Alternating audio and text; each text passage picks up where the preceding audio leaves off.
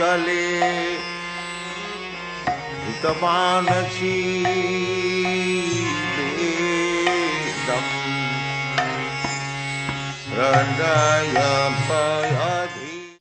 Hare Krishna, everybody, and welcome to our fifth session of this Buddha-avatāra series. So, as we all know, we've been going through them in sort of almost chronological order in which they appeared,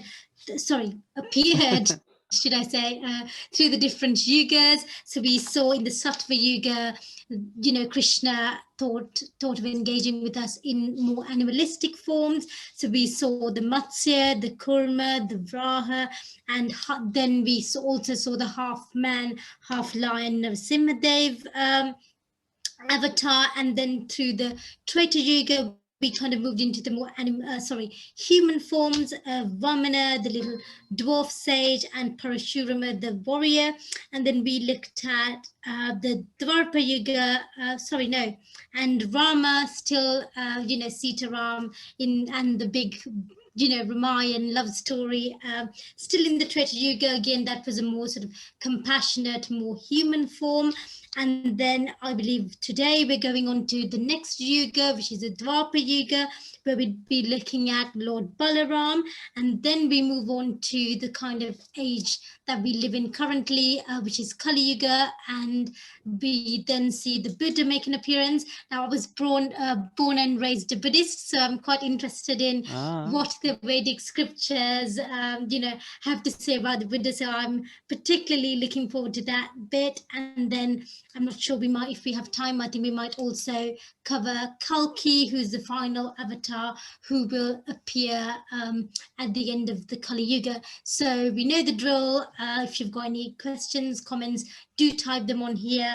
And I see a few of you, Hare Krishna, Rohit, Jeremiah, on Facebook. If you guys have any questions or queries, please type them on the Facebook comments section. I will be looking at the feed throughout, and we can, of course, pick up any questions through there. So without any further ado, I'm handing over to Keshav Madhava Prabhu for the class today. Hare Krishna. Hare Krishna, thank you, Dee.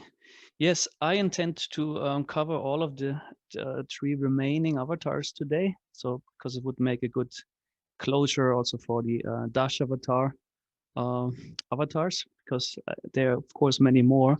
Last time we filled all the time with the Ram avatar, which is certainly a fascinating avatar. Also, in one for Ram, we find a lot of information, of course, a lot of pastime. The whole Ramayana, also Srimad Bhagavatam, gives us elaborate information. Yes, now we are, as you mentioned, we are progressing from Dwapara Yuga slowly to Kali Yuga. In regards to Buddha as an avatar and Kalki as an avatar, the information directly given in the Srimad Bhagavatam in terms of verses is rather little. There are just a few shlokas describing their appearance, where they appeared. There's also mention of the names of the father or both parents, and a synopsis of what they did or what they do. We find more detail in Srila Prabhupada's purports, and we will also hear more about that. Particular Buddhism is certainly connected with a very important philosophical topic in our movement for Krishna consciousness, and this is the whole issue of personalism versus impersonalism, or theism versus atheism. And there's a lot of fascinating and interesting philosophical discussion there. We will hear also about Shankaracharya, who is in a quite strong connection with Buddha in terms of mood and mission. We hear about like how Lord Shiva takes, of course, the form of Shankaracharya, and is on a similar level with Buddha in terms of philosophical points, but also in a very there's a crucial difference between them. Yes, and Kalki concludes also the age of Kali, the age which we are presently experiencing. So, but first of all, we hear about the most glorious Lord Balaram, and I think he's favored by many. And let's chant the verse from the Dash-avatar Stotram by Jayadev, the great Vaishnava poet. Oh, so I have to take 12. Yes.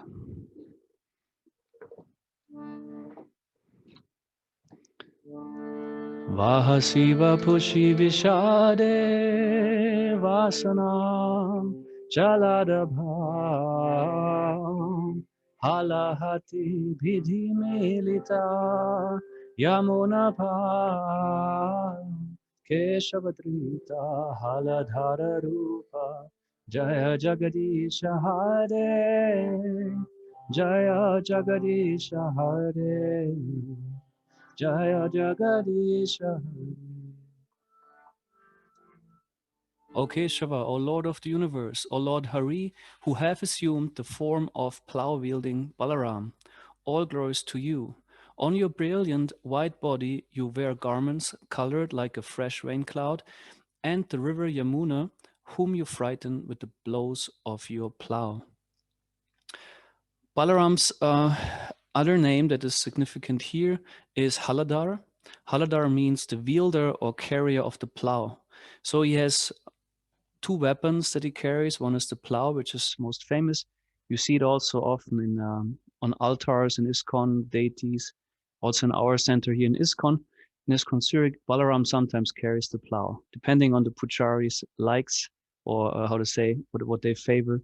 Balaram is to be seen also with the plow, and Krishna with the club. But also Balaram is a great club fighter. His club Sunanda is very significant also in the pastime that we will hear of today. I picked one particular pastime in regards to Lord Balaram. The name Balaram means, of course, Bala means strength, Ram is the pleasure.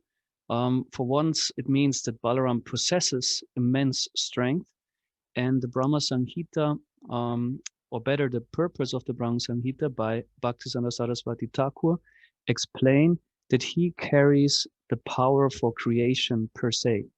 He carries the power for the spiritual manifestations and also the material manifestations. The creative force, so to speak, rests on Balaram. Krishna invests Balaram with that power. We also know that he is the first expansion of Krishna. There's Swayam Bhagavan, and Balaram is said to be like Krishna, just in white. So his complexion is beautiful white. And as we can see, he has a bluish or like a fresh rain cloud like dhoti. And in qualities, he is almost equal, but he slightly differs in appearance by his whitish complexion. In the story that we will hear today, we see also some more parallels between Balaram and Krishna. Balaram is, of course, a very close associate of Krishna, as most of you know. In the Krishna Lila, he plays the role of Krishna's older brother. Whereas in the Ramayana, that what we heard last week, he takes the role of the younger brother, Lakshman. There is, I shortly have to show you another or share another screen with you.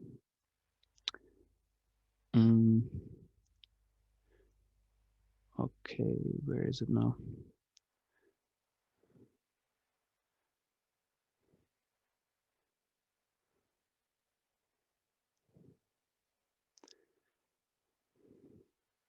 Just give me a second. Sometimes it's a bit. Ah, yeah, here I have it. All right, here we see some a family tree or like a an overview on the family constellation regarding Lord Balaram. This is to be found also if you Google on Vani quotes or Vani Manipedia, then this can be found. And we see King Surasena is at the beginning of this whole dynasty, and one of his sons is Vasudeva.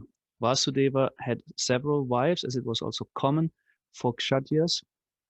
And one we see is Devaki, and one is down there you see Rohini. And you see Balaram shows up in both lines, Devaki and Rohini. He's actually considered, when he appears on earth, to be the son of Vasudeva and Devaki and Rohini.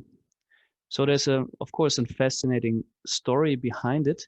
we see here that Vasudeva and Devaki, they had 8 sons.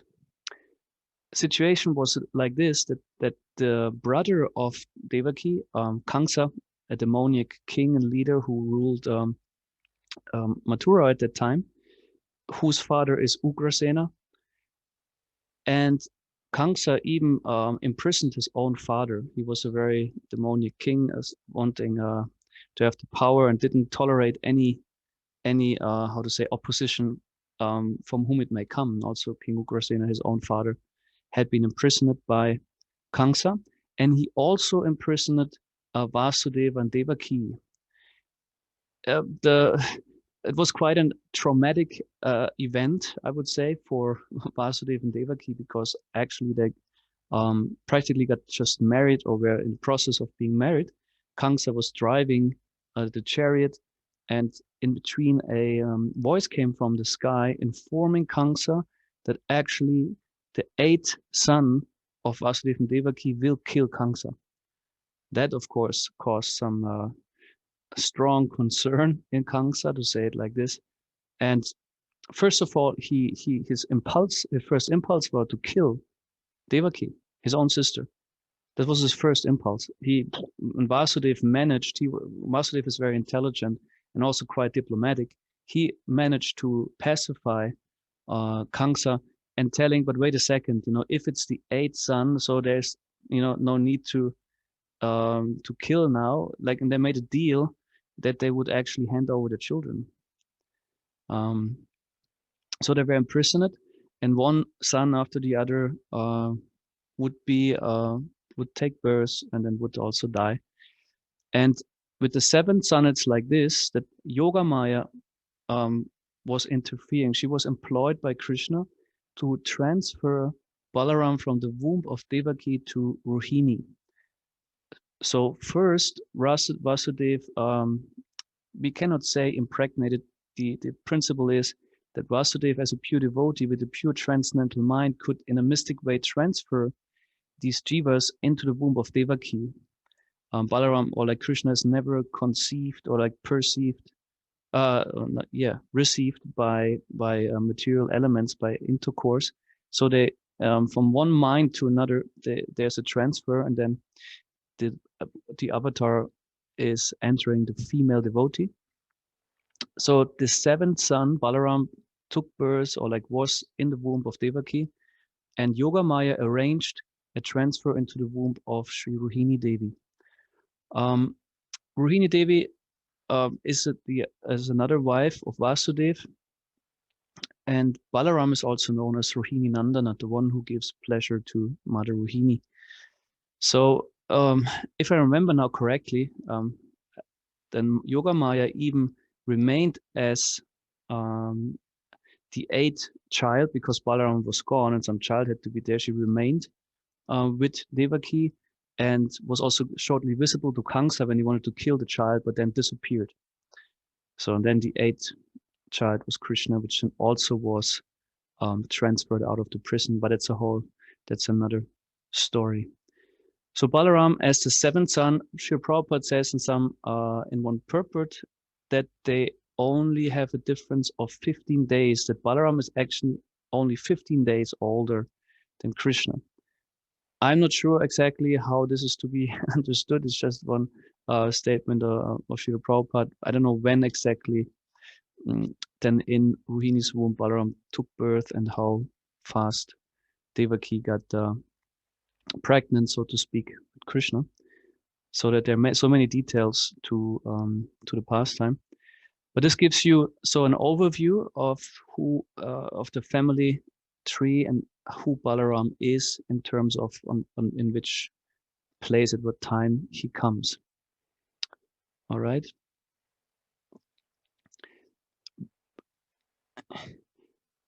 As you could see here in the other slide, which I will share again.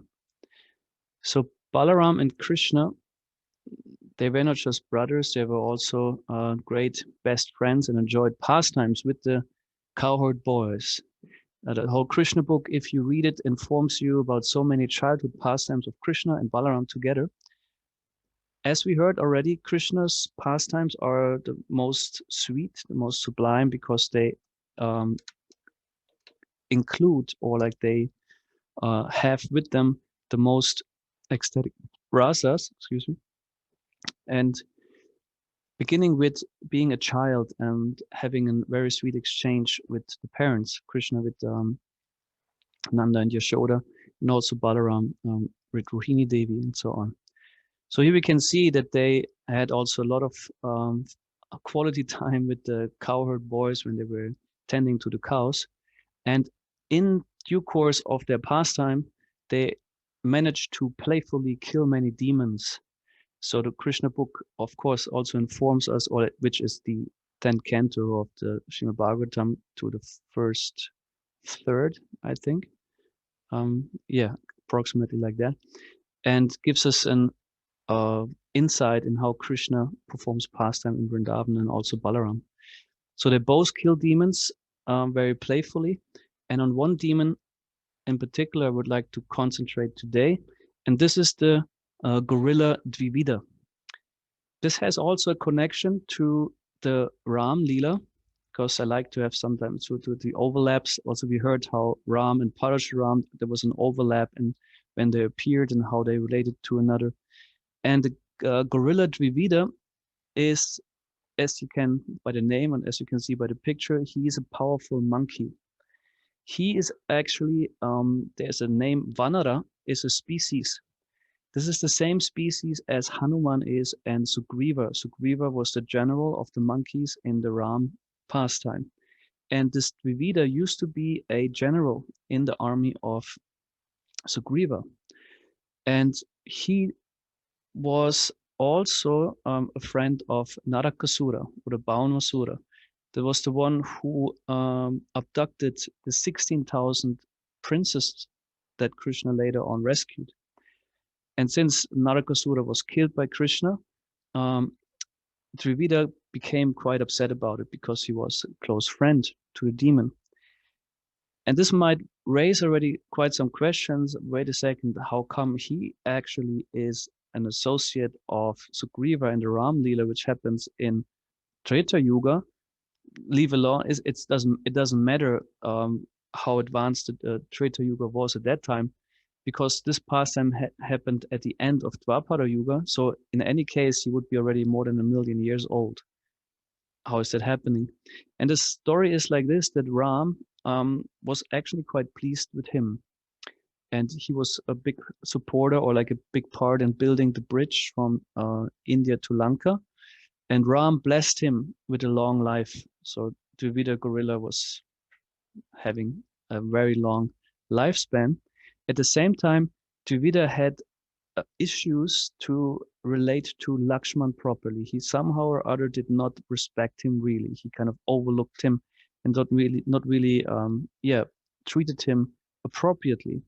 So, and I said the results of that lack of respect for Lakshman ended up in him also seeking association of other individuals who are inimical toward Ram or Krishna.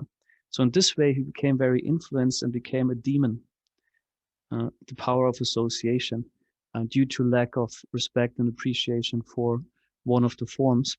And Lakshman, of course, is no other than Balaram. So, and here in this pastime now, he would find Lakshman in the form of Balaram. As it mostly happens, the demons, they have their time in which they can wreak havoc, as they say. Obviously, Krishna doesn't interfere immediately. They always can cause quite some harm.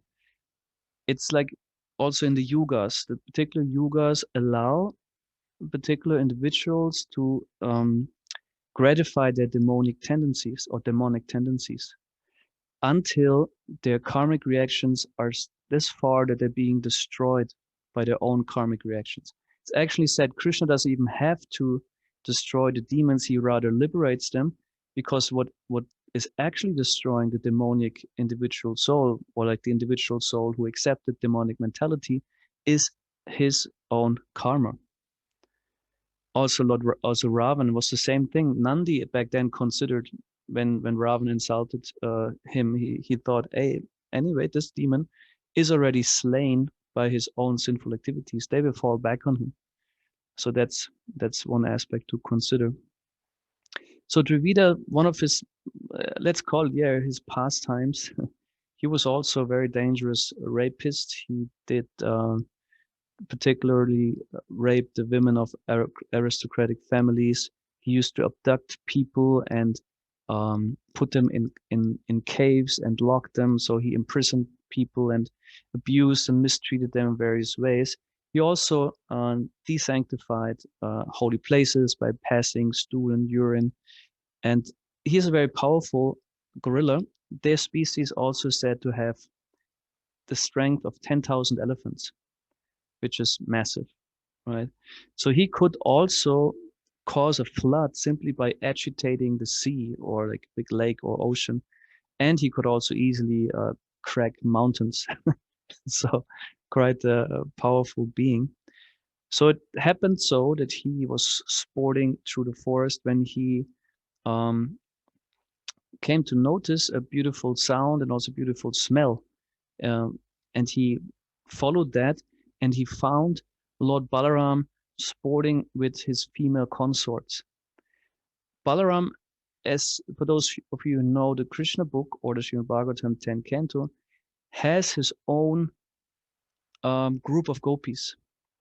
There are cowherd girls that particularly are connected to Krishna, and then there are cowherd girls that are particularly also connected to Balaram. And he even has his own rasa dance. So Balaram is practically almost like Krishna, just in a different coloration, but same kind of power and almost same attractive. And so that he had his female consorts with him. And what is also characteristic of Balaram, he is or he likes to intoxicate himself with this beverage called Varuni. It's a mixture of honey and also yogurt, which has to some degree kind of fermented. Also in the Krishna temples, when Balaram's appearance day is still celebrated, you will get some Varuni. Mostly it's not so fermented as it is rather for the taste of honey and yogurt. So, and it said he appeared very intoxicated. His eyes were rolling and he was in a mood of simply being, enjoying. Also said Krishna is sometimes, is often described like that he appears intoxicated. Krishna, for example, is eating betel nuts. They're intoxicant. Devotees don't eat, of course, but Krishna can do. And it's also common practice in deity worship that also in Zurich it is done, and I guess in other temples too, that he gets some betel nut kind of paste, which is made into small balls for his enjoyment before he goes to bed at night. So Krishna can, of course, there's no problem for him. He's the supreme enjoyer. He can intoxicate himself. So Balaram intoxicated himself with the Varuni, and enjoyed his pastimes there with the girls. And Dravida came, and first he appeared to the girls also as a funny monkey. It said the monkeys in general, they amuse people, right? If you have encountered monkeys, they usually make you laugh in some way because they're very, very naughty or mischievous, but also they are funny when they make their faces or like how they behave. And they can be also very cute. Unless they are monkeys in India, South India, I never experienced any monkey that was kind of cute. They were rather aggressive and you always have to take care. In South India, it was interesting. I came down from one temple, was another Singha temple, and they give you this huge garlands of tulasi plants. So on this monkeys, they like to grab them, or also the fruits that you might bring as prasadam. And they're actually smart. This one big monkey kind of came, and he was like in this kind of slow motion. They appear even gentle in their aggressive approach. That's sometimes funny. They come and he's very giving you a chance to give it voluntarily, kind of like this. He looked like, and I gave him because he had one hand always already reached for my dhoti and the other for the garland. He knew I had my both hands were full. So if he would pull my dhoti, what will I do? I would just, if he would pull my dhoti, what can I do? So if I would lose my dhoti, it would be more embarrassing than give him the stuff that I have in my hands, right? So this monkey got what he wanted very quickly. And sometimes though they're very aggressive, and you have to be careful there.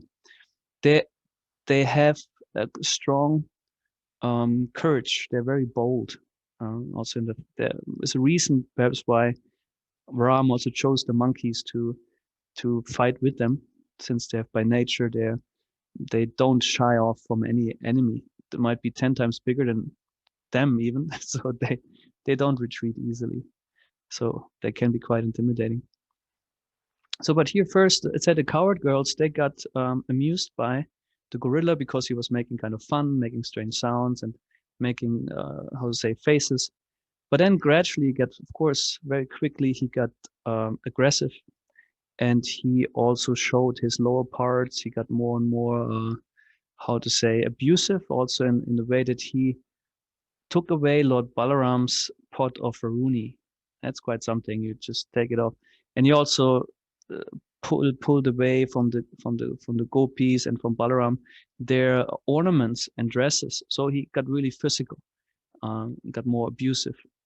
And Balaram, when he then noticed what's going on, Balaram got very angry at some point, and then he first threw a stone at Dvivida gorilla, but he said, or like artfully evaded the attack. And then what he did, he ripped. So you see also here in this picture, you see many trees being uprooted, broken. Dvivida gorilla, he used trees to attack Balaram, and he wanted to first strike him on the head with a tree that he uprooted. But Balaram could, of course, deflect the attack. And then the fight was going on, and Balaram used his club, which is called Sunanda, to counterattack Dravida gorilla's approaches with the different trees, as oak trees in particular. So each time he smashed the tree, and it went on continuously until they attained nirvana. You know, those of you who may know, nirvana, the state which in Buddhism is literally called vana is forest, and nirvana means there's no forest, which is a metaphor for something existent turns into something non-existent, and the forest is the metaphor. They used up all the trees. So it was literally nirvana. There were no trees left in this forest. And then Dravida gorilla resorted to the mountains and the rocks. And in some places here, Prabhupada and also, how to say, relates that to the pastime that we know here as baseball. You know, one throws a ball, the other with a stick hits the ball. So this is what Balaram actually played with Dravida gorilla. He threw all the rocks and stones, and Balaram with his club were smashing these stones. At some point it got, of course, it had to close, and Balaram used then his fist and actually took just one blow that made Dravida gorilla give up his body. He was bleeding and fell down and died.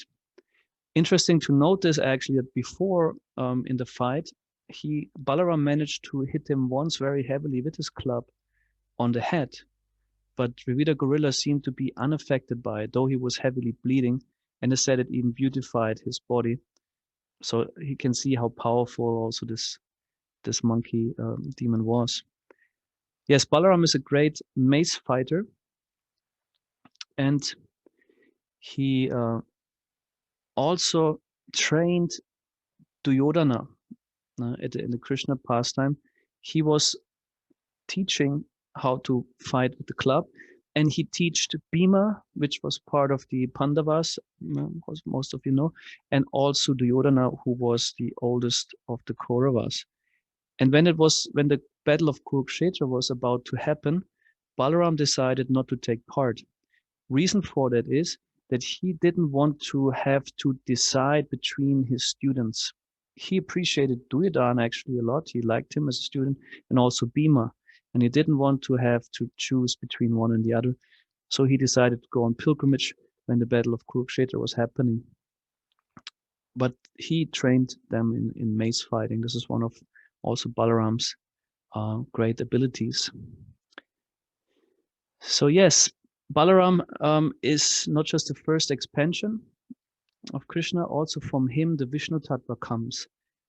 In the series on the pastime of creation, we heard about all different Vishnu forms and also about the expansions that come from Balaram. From him, the first quadruple expansion comes. Vasudeva, Shankara, Pradyumna, and Aniruddha, the four-armed forms that also reside in the Vaikuntha realms. They're said there's Goloka Vrindavan at the center as the lotus flower, and around that there's Shvetadvip, which is a region, a square region around that, and protects Goloka Vrindavan. And they're also the four Vishnu forms. They protect each of the sides. And then from this first quadruple expansion from Shankarshan, the original Narayana comes, the Vaikuntha form of Narayan. And from him again, a second quadruple expansion comes, another Vasudeva, Shankarshan, Pradyumna, and Aniruddha. And from this Shankarshan, Mahavishnu manifests, the one who then is in charge, so to speak, of the pastime of creation by transforming the Brahman into material energy. So these are some of the glories and some of the one of the pastimes of Lord Balaram. Yes, I would conclude Balaram at that point. Are there any comments and questions?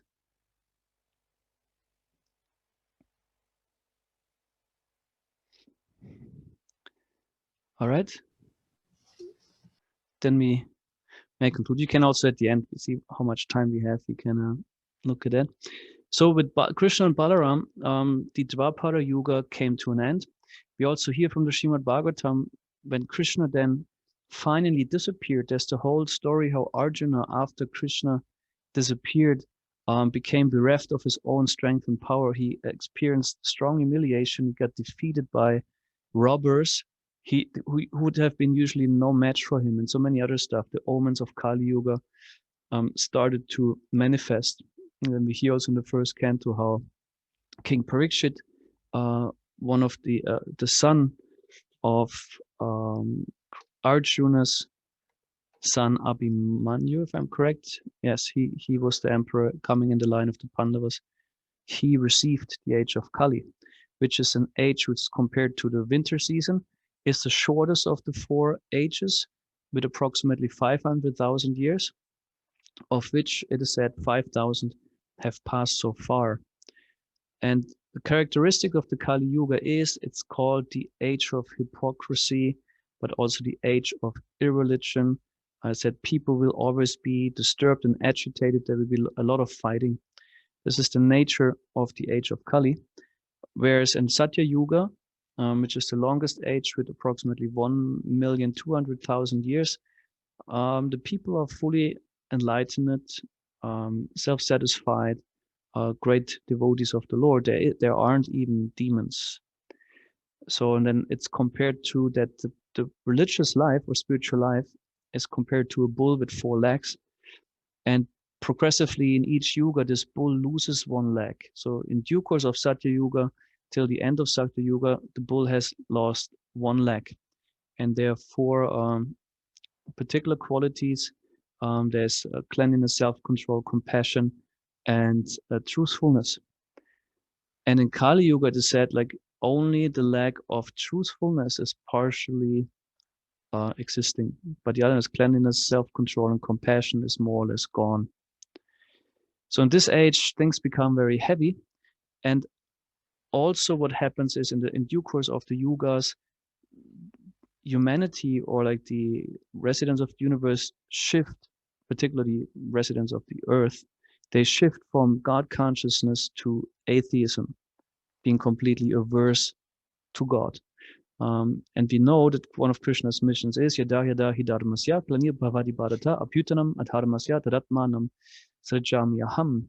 That he says whenever the principles of religion deteriorate or become so much destroyed that they're practically none, so he appears to reestablish dharma, but also according to a particular time and circumstance. He chooses a particular form and also a particular way of religious life.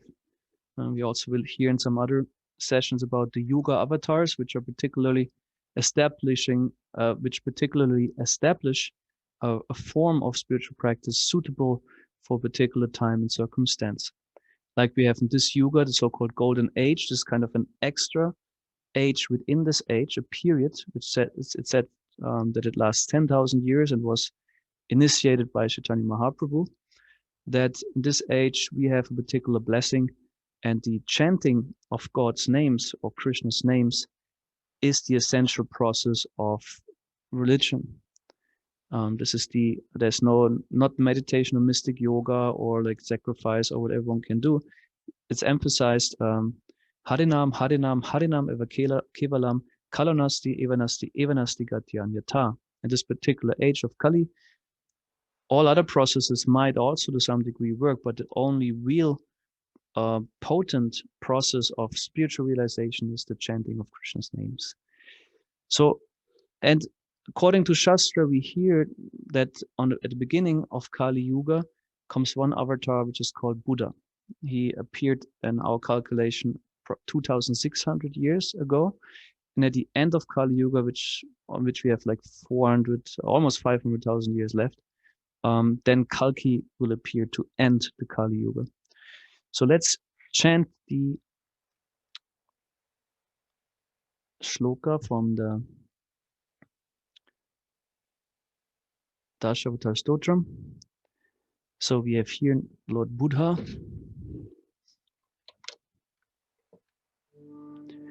Nindasi yagya vidhe aha shroti chata sadaya ridaya darshita Ashugata Keshavatrita Buddha Sharira Jaya Jagadish Hare Jaya Jagadish Hare Jaya Jagadish Hare. O Keshava, O Lord of the universe, O Lord Hari, who have assumed the form of Buddha, all glories to you. Your heart, filled with compassion, you decry animal slaughter, performed according to the scriptural rules of Vedic sacrifice. Buddha appeared in an aristocratic family, a king's family. His father is called Akyana, and in the province, or like the area of Gaya in India, it said this Buddha appeared, like Siddhartha Gautama is the name referred to as the Buddha. Actually, Buddha is a title, means the enlightened one. The Sanskrit word buddhi is also intelligence, which is practically the capacity to see, to be knowing or conscious. Similarly, like the Dalai Lama is actually a title. Each Lama has also a personal name, so I didn't forgot now the Dalai Lama. There was something with Lama in it also in his how to say, in his name, but yeah, it's a title. And yes, Buddha has come, it is described particularly out of compassion for the animals, which is interesting. This is a reason that is highlighted. The situation is that the more society becomes atheistic, also religious principles being twisted or used to suit the needs of those who are actually atheistic and do not want to comply with rules like compassion and self-control and so on. They want to enjoy the meat. So, and the Vedas had been, or certain Vedic injunctions had been abused or twisted in a way that they justify the killing of animals for the gratification of the tongue. We might remember in the Ram Leela, we heard how Vashishta performed in the name of King Dasharatha the horse sacrifice. And we also remember that the horse didn't die and it wasn't eaten. The horse was by mantra made unconscious, and then it was put on a sacrificial fire. And those with the higher vision could also see how the, subtle body of the horse was elevated to heaven practically. In other examples, it is that either the animal, mostly the horse, enters the fire and comes out either in a new body, like restored to youth and health, or in a human form, even to a higher birth.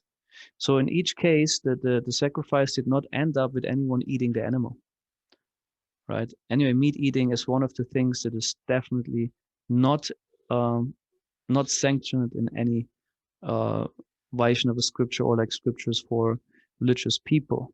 There are, of course, certain concessions, like since also Krishna is aware that there are these tendencies, and if you forbid them or not, doesn't matter, people will follow. Also politically, there was this whole thing with forbidding alcohol and tobacco. I forgot the word. What was it called? Like the, however, when the government forbids these things. And still, what happens, a big black market develops. And now like an illegal market. So they rather said, okay, let's regulate it legally than to have an unregulated market illegally, because the tendency of human being to act in a certain way is not transformed by, how to say, by forbidding it, by making laws against it. It is about transforming the heart and state of mind. You cannot give up something unless you have truly an insider transformative experience, or a higher taste, as we say. It doesn't come from someone forbidding you. You will not stop having the taste for, let's say someone comes, don't eat meat, I forbid you. It will not make you naturally inspired to be a vegetarian. It takes a bit more than that. So Buddha, what he did is he denied the authority of the Vedas altogether. So he rejected Vedic scriptures because people actually were atheistic already, in the sense that they completely deviated from Vedic scriptures and misused Vedic scriptures for their purpose, let's say, of eating meat and probably also other stuff. So he said Vedas are not authoritative, and he came up practically with his own philosophy, with his atheistic. In Buddhism, it's also clear there's no God, there's no supreme deity or person. The idea is, we mentioned before, nirvana. Nirvana is the ultimate goal, which actually means you dissolve your own existence. There's a lot of emphasis on what is called enlightenment. Also in Buddhist tradition, what's similar like to Vaishnavas, also there are principles to be followed. Let's say exactly also non-violence. You don't kill any creature. You don't eat meat. You be a vegetarian. You also control your speech. You don't speak nonsense, so to say.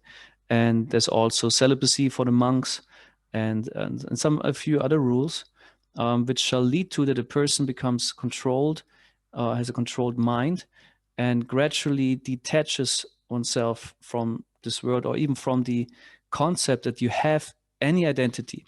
It's not just that you have no material identity. Even on a spiritual platform, the teaching is you don't exist actually. Maybe there are different types of Buddhism. There's the so-called Tibetan Buddhism, Zen Buddhism, which are like, could be categorized as subsects of maybe one primary Buddhism.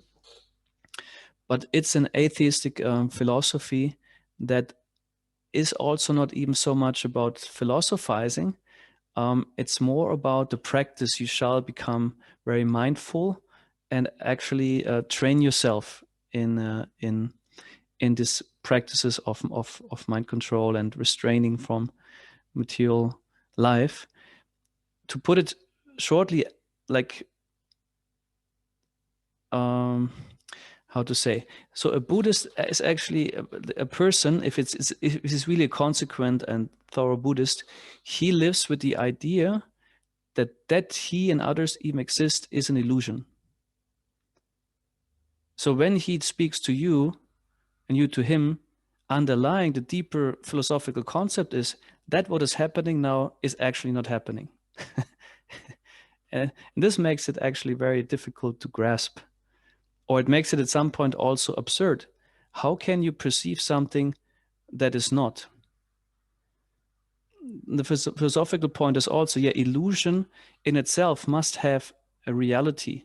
Because if illusion itself wouldn't be a thing that is existing, how can I say I'm in an illusion? So that's what makes the philosophy on the long run so dangerous, also because it's very misleading. And it's also said one of the purposes is that Buddha came in order to bewilder the atheists. We find in different parts, for example, in the Nectar of Devotion, in chapter 7, we find some information. Prabhupada writes on Buddha's appearance. He said, Lord Buddha appeared in the family of a high-grade Kshatriya king, but his philosophy was not in accord with the Vedic conclusions and therefore was rejected. Now, and then Lord Buddha is accepted as an incarnation of Krishna in the Srimad Bhagavatam, but in the same Srimad Bhagavatam it is stated that Lord Buddha appeared in order to bewilder the atheistic class of men. Therefore his philosophy is meant for bewildering the atheist and should not be accepted. Because some might raise the question and say, well, if Buddha is a form of Krishna, aren't the followers of Buddha also devotees? Right? There would be some question. And this is Srila Prabhupada in some purpose. He also writes like this, that one could get his understanding. For example, here in this Nectar of Devotion, the 7th chapter, he said, also for the atheists, Lord Buddha preached atheism so that they would follow him and thus be tricked into devotional service to Lord Buddha or Krishna. So it might indicate, well, yeah, these are also devotees because Buddha is Krishna. In another point, also in this, later the same text, he says, the Buddhist or other religionists who do not care for revealed scriptures sometimes say that there are many devotees of Lord Buddha who show devotional service to Lord Buddha and who therefore should be considered devotees. In answer to this argument, Rupa Goswami says that the followers of Buddha cannot be accepted as devotees. Although Lord Buddha is accepted as an incarnation of Krishna, the followers of such incarnations are not very advanced in their knowledge of the Vedas. So although Krishna took that form of Buddha in a situation of need, so he did not only rescue the animals, he actually also rescued the Vedas by rejecting them. So he practically stopped the abuse of the Vedas by apparently rejecting them as untrue or not fit to be followed. So, and established his own philosophy of atheism, and in this way directed the atheistic class of men, as it is said here, toward him and they followed his process and certain regulations, and in this way stopped the animal killing in the name of the Vedic scriptures. So probably it's very interesting how, the Vedas describe the Buddha, because like you said, I think when you talk about Buddhism, you've got to be very careful because there's so many different sectors of Buddhism. I mean, I was brought up Theravada, which is classed sort of almost the purest form, which kind of derived from the Siddhartha Gautama that you said, who was, I think in Buddhist scriptures, the father is not who you mentioned. He's called King Suddhodana, and Queen Mahamaya was his mother. So I think the point about I think I can see why Krishna appeared in the form of Buddha, because it was a very atheistic, people are losing faith of God, they were killing, doing animal sacrifices. And I think there's things where there were giants or the Nigantas during that time who were really taking control, really like the discipline was really lacking. So, and actually, if you look at what I find really fascinating is the end goal of the Vedas is like, for us to go back to Godhead, which is kind of liberate the soul from suffering. And I think the end purpose, if you look at it, I mean, my parents would really disagree, and they think, oh, that philosophy, people think, oh, one philosophy is better than the other, or that resonates with them better. But I think the end goal is the same, but the way in which you attain the goal is different, because the crux of Buddhism is, like middle, the middle path. So, you shouldn't be doing anything in extreme. And the root cause of our suffering or rebirth is understood as Buddhism as karma. And the karma is there because of greed. Essentially, tanha or greed is what's causing you to take one birth after birth. So in Buddhism, what it says is you need to, if you follow the Noble Eightfold Path, for instance, and give up that lust and greed, you then attain nirvana, or you kind of put a stop to the rebirth. Obviously, we kind of say to be detached, what we should do is obviously to serve Krishna. You know, the whole purpose of, you know, Krishna consciousness is detachment, isn't it? You do things, you know, that selfless service attitude, and what it's trying to do is kind of curb your lust and greed. So essentially, you know, both are saying pretty much the same thing. But obviously I can see why that, you know, doing, you know, service to Krishna wasn't something the Buddha said, because people were losing faith.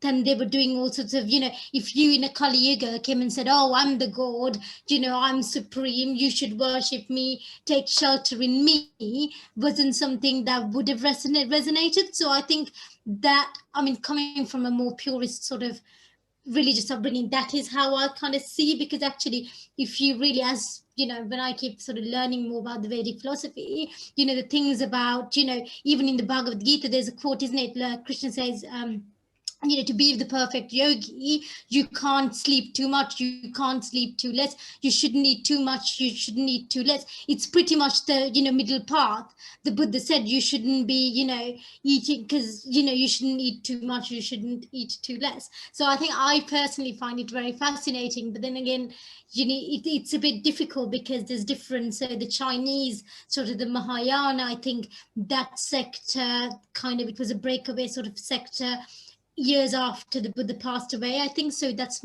a bit more modern, and it's, you know, Zen Buddhism is a little bit different.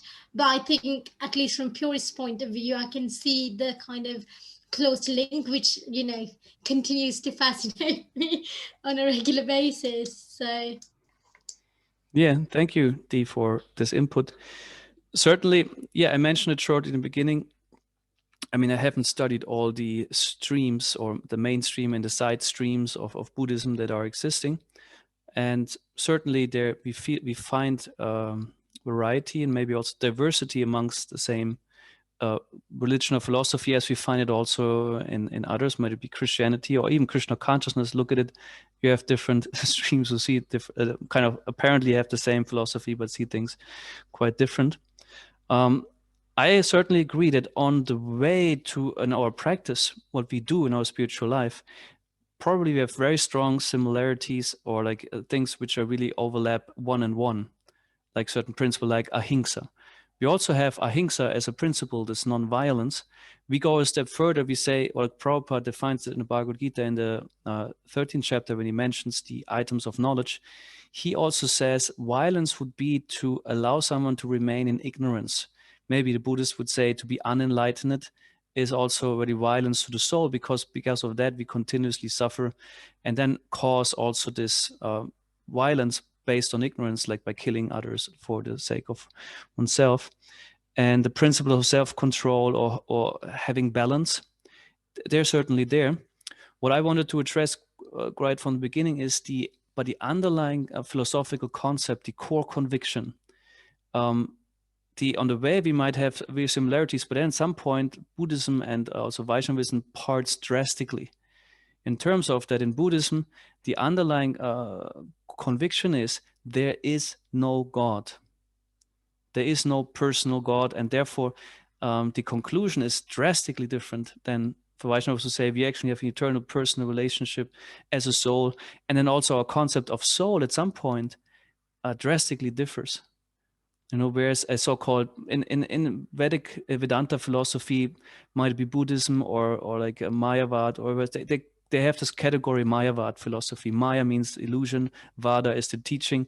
There are different types of, we would call it nihilism, monism, Buddhism. So we have that. So I think there's the how to say the bomb in this whole thing. That of course, in some level we could agree we do the same thing. To some degree, yes.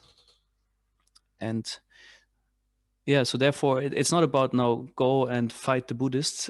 It's more like about let's look at clearly also holistically at the similarities certainly, but also on the core differences. And because it's clearly stated also, if you Google it, is Buddhism a religion? There's an interesting term by itself. What is actually religion? What counts as religion? And Buddhism is one of these religions that counts as such. from the Veda point of view, religion without God would not be a religion.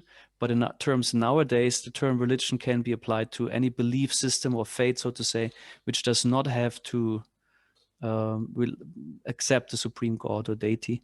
So Buddhism would be, I think, no matter which kind of sect, I think we would not find a Buddhist who would be a theist in that sense. But Yeah. what I find also very interesting is, I don't know, like because I was born in Sri Lanka and I grew up there till I was like 12, 13, 14. And actually, particularly Sri Lankan Buddhists really revere Lord Vishnu. And so it's quite funny, like even when my parents would like worship Lord Vishnu and, Krishna and Vishnu, they just kind of almost refuse to believe the two are the same kind of thing. And funny enough, first time when I kind of had my sort of profound experience with Lord Krishna was through Lord Vishnu, and we went to this ashram in Wales because it was this Vishnu ashram, which was like lots of Buddhists would genuinely go and worship. Like my parents to date would, never say utter a word, against Lord Vishnu. And he's even in Buddhist temples. If you go to Sri Lanka, there's huge temples devoted to Lord Vishnu, and like he's really, really revered alongside the other one. I can't remember. Shiva. Shiva is revered all over, but there's a particular other one, Murugan. I don't know, South Indians worship him. It's Vishnu and Murugan. They're quite revered, but like Vishnu is really revered amongst them, and you'd get his statues in Buddhist temples. But then, there's this idea of Krishna is kind of completely sort of alien. But yeah, so I find it quite funny, really. Yeah, that's certainly a fascinating phenomenon, particularly in India and Sri Lanka, as you mentioned, because there's so many influences culturally and philosophically. Like they inherit a lot of other things. Let's say Buddhism 2,600 years ago, it started the whole Hindu or like the whole Vedic culture with all this worship temples. I don't know how many thousand years old are coexisting. And naturally, in some cases, you can observe how there's some synthesis or like some also mixing of cultural and philosophical practices and views. Like same with Christianity. Christianity practiced in Europe or Middle Europe is a very different thing than in South America, for example. Way different influences, maybe even theologically, like they might see things very differently. Yes, so that makes it, of course, there's a need for a more differentiated discussion on the topic. Yes, here in the Bhagavatam, and as Buddhism is presented, it's more this atheist viewpoint. Yes, but thank you for the for sharing that.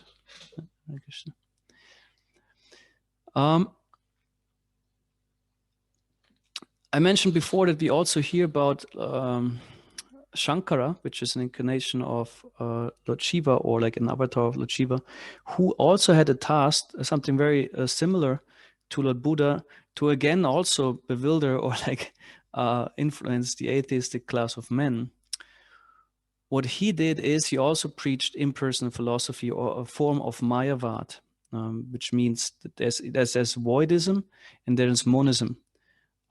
Buddhism could be in this form, in this particular philosophy, and leave aside the variations we might find in this form, as it is mentioned here, the category of voidism, because there's zero, shunyavad, or nirvana is actually also something you dissolve everything. There's at the end is zero, and then there's monism, which makes a concept of everything is one, like there's just an undifferentiated existence of oneness. Individuality is erased, but still something is existing, which is the oneness.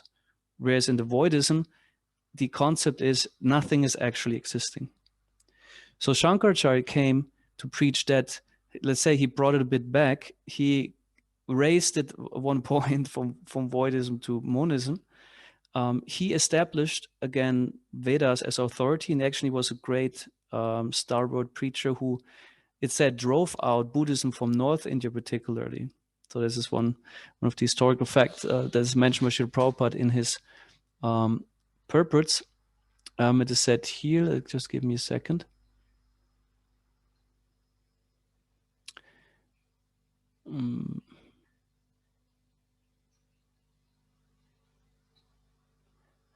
Here Srila Prabhupada says in a lecture on the Bhagavad Gita, Buddha did not say anything about spirit. He simply wanted that detachment of or from matter. But Shankara said, no, matter is our false position. Spirit is real position. But he did not say anything. What are the activities of the spiritual life? Then Sri Ramanujacharya came. He described the actual position of spiritual life. And there's a bit in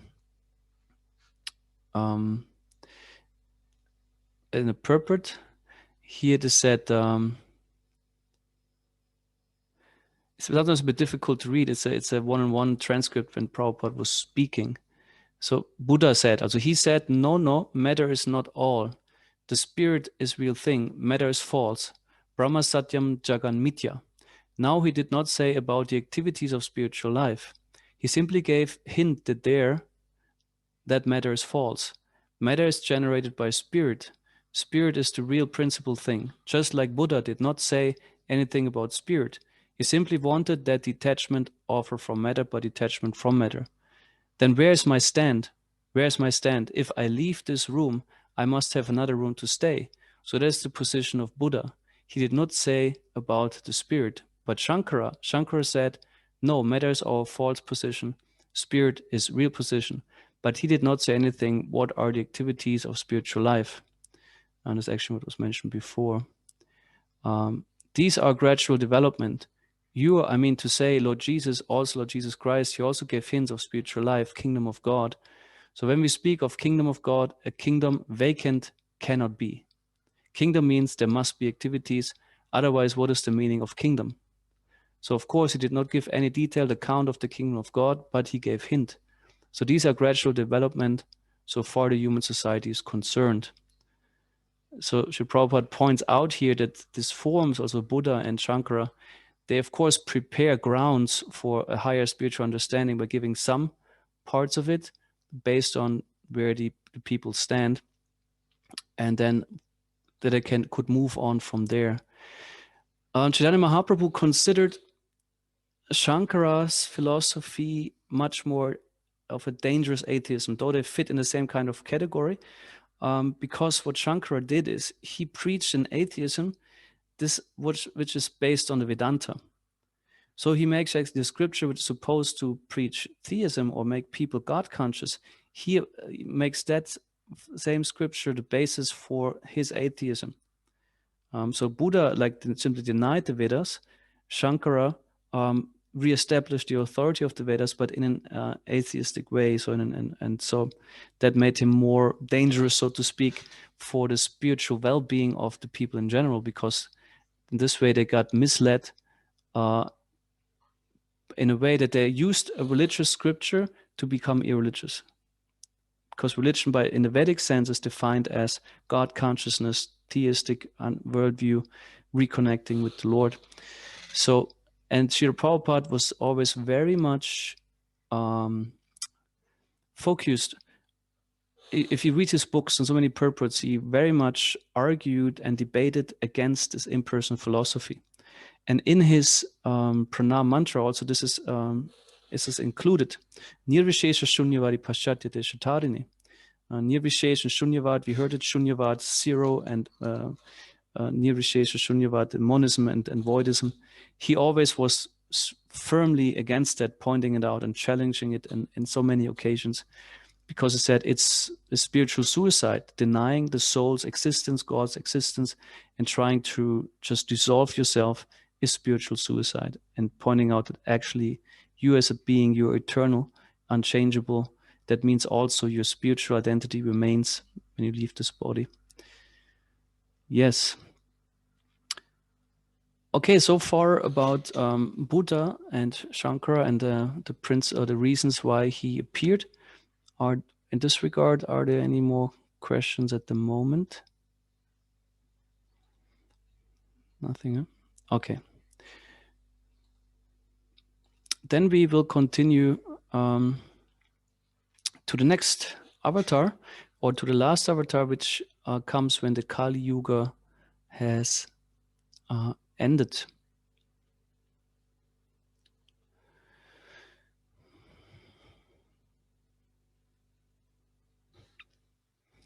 And this is the Kalki Avatar. And let's also chant the shloka. Mlecha nivaha nitane kalayasi karavala tumaketum ivakimapi karalam keshavadrita kalki sharira jaya jagadisha hare jaya jagadisha hare jaya jagadisha hare. O Keshava, O Lord of the universe, O Lord Hari, who have assumed the form of Kalki, all glories to you. Like a comet, bearing an indescribably terrifying sword, you annihilate the wicked barbarian kings at the end of Kali Yuga. So a very, we might say, archetypical appearance and picture of the great hero on a powerful horse, slaying the demons. So this avatar is to be found in the 12th canto of the Srimad Bhagavatam, and the first 2 chapters deal with the way how the Kali Yuga progresses. In the first chapter of the 12th canto, we find mention how the lines of kings get more and more perverted and deviated, and how one kills another, and so gradually demonic and atheistic situations or global situations are developed. And then in the second chapter of the 12th canto, it's called The Symptoms of Kali Yuga. So there are descriptions what will happen in the process of that age. One of the symptoms is, as I mentioned before, hypocrisy, that religion also will be something superficial, and also that it will be twisted. Even atheistic philosophies will pass as religion. And one of the purports, the commentators, which are disciples of Srila Prabhupada did not manage to complete the full translation of the Srimad Bhagavatam. He just came till the 10th canto to some degree, and the rest his disciples then did. They mentioned in one of the purports that significantly these verses pointed out that most so-called religions in this age will be atheistic. Pashanda prachure dharme. In confirmation of the Bhagavatam's prediction, the United States Supreme Court has recently ruled that to be considered a religion, a system of belief need not recognize a supreme being. Also, many atheistic, voidistic belief systems, often imported from the Orient, have attracted the attention of modern atheistic scientists who expound on the similarities between Eastern and Western voidism in fashionable esoteric books. So I Googled that a bit. There was this is already kind of more than 10 years back. So there is there's really a rule. It was a rule that in order to be a religion, there's no need for accepting or worshiping, having faith in a god. It can be a belief system that, as mentioned, significantly affects one's way of life, but it can be simply philosophical principles. Mainly mentioned is also the Buddhism and Jaivanism, and others like Taoism and this kind of from Orient, which all have this kind of monistic or voidistic conclusions. So in the beginning, of course, in the process of spiritual life, they share same principles. Like it's about ethics, might it be ahimsa and truthfulness and purity and self-restraint, discipline, all these things. There we come together. There we have strong similarities. But as I said, the core beliefs or the underlying philosophical concepts, they differ drastically. So, which is then kind of bizarre, even that you can consider a religion can be then on one side a theistic belief where you aim at a personal God, and it can be the total how to say it, the total oh my god, my English today, where is it, the opposite, right? That you have a system that denies completely any form of a personal God, and even self-existence is being denied.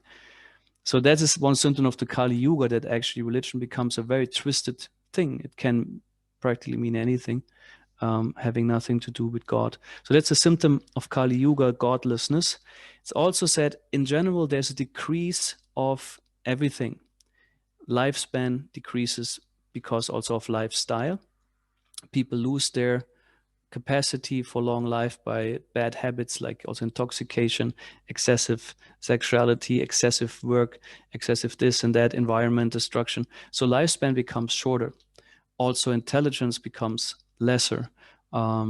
Size, it said people will shrink over time to little ugly dwarfs, demonic dwarfs. You see in other pictures of the Kalki Avatar, you see some little black, like kind of goblins or like orc-like creatures that Kali is slaying.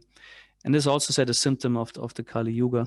Fruits will also, in Satya Yuga or like in other yugas, the fruit is like rich and juicy and has little seeds. In Kali Yuga, it turns the opposite. More and more like seeds become most prominent. You have a little fruit around it, which might not be even tasty. So this is said also it completely turns around so many things. Standards also for beauty. It said beauty is not anymore so much about personality, perhaps, or being cultured and so on. It said it will be reduced to the hairstyle one has, which is I find interesting because also here in the Western world, in particular, it's so much you can have such a big catalog of possibilities what to do with your hair. And also in spiritual traditions, you find it, I think, also in Buddhism, I think you might agree, there's the concept you shave off also your hair because it's a symbol of worldliness. And also in Vaishnava tradition, Prabhupada pointed out, okay, it has to do with cleanliness, but also it's about counteracting vanity.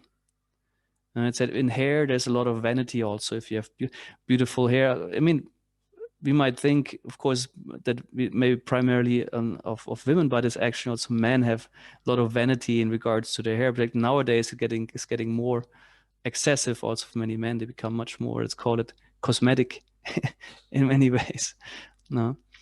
So these are, and there are other descriptions. There are even very horrible scenarios mentioned that since the demonic spirit or like the mentality will lead to complete devastation of the environment, people of course lack everything, necessities of life. It's that the kings or rulers will be nothing more than plunderers or thieves, and people will flee into the mountains and forests because there will be excessive taxation, droughts, famines, all this kind of stuff. So, and they will have like a situation where it's described that women have their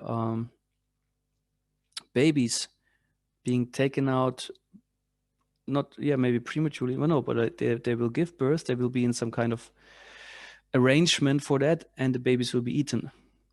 So a very heavy scenario like this is some descriptions, or these are some descriptions about Kali Yuga.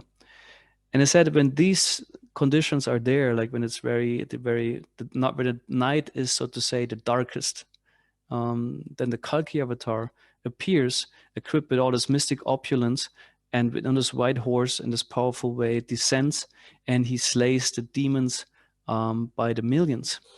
And here, let me just see.